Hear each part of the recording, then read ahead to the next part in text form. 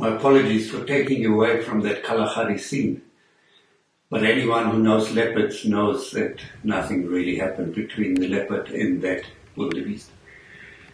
But to actually set up the scene, let me take you back a day before that one. We were staying at Grootkolk and made our way from Grootkolk to Mata for the next evening. We got going early and had some nice jackal and dove interaction at Polenswa.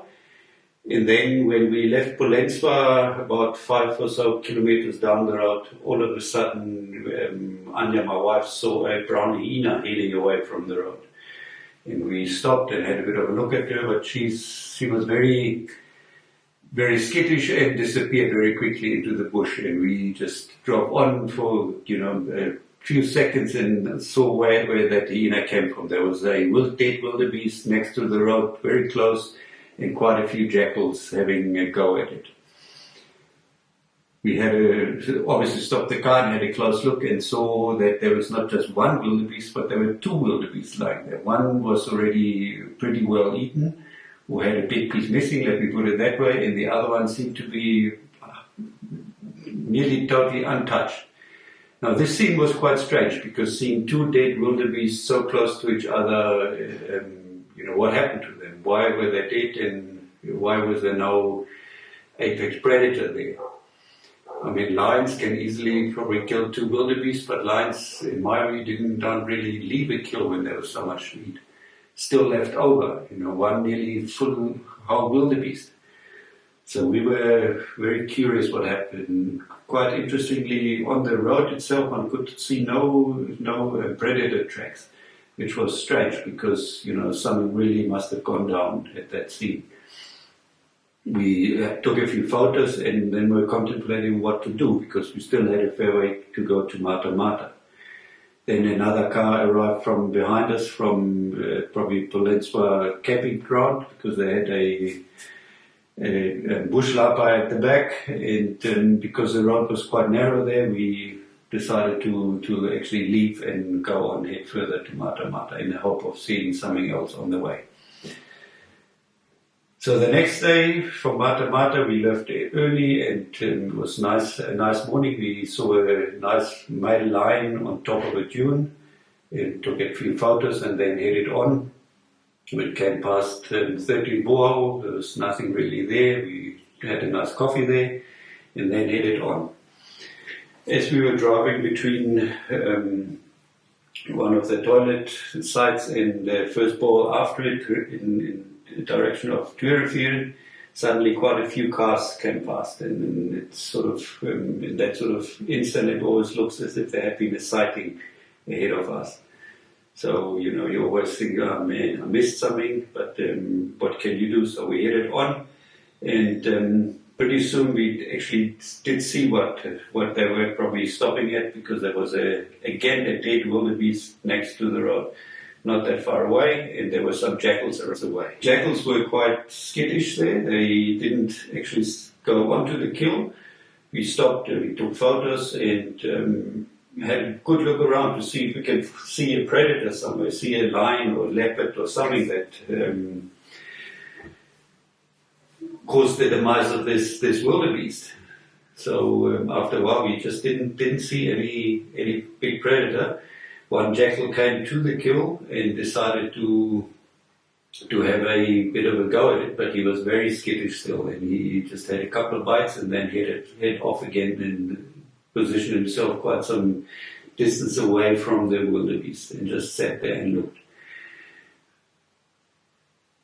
The day before, we sort of we left that scene of the 2 wildebeest because we had a long way to go in one way, but also you always hope to see something exciting on the road. And although this was quite exciting seeing that wildebeest there and jackals on it, we were looking for the big cats. A scene with some lions or a leopard or something.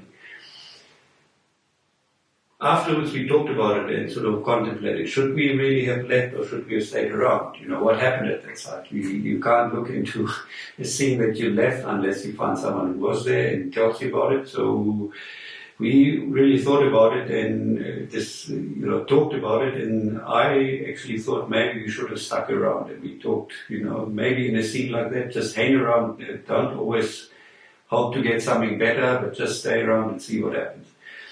But now here we had the next wildebeest, and again, no big predator around.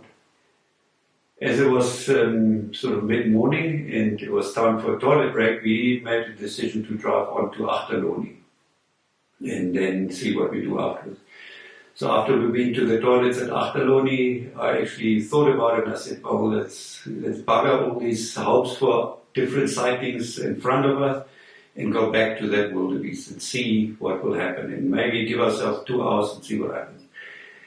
Anya was not so keen, but she said, yeah, but I want to see some of the scenes down further towards Transfrontier, because there's some nice waterholes and this is a good time for leopards. Maybe they find some leopard drinking there at one of the waterholes. But I said, no, let's just go back. Let's just have that scene that we have with the wildebeest there and see.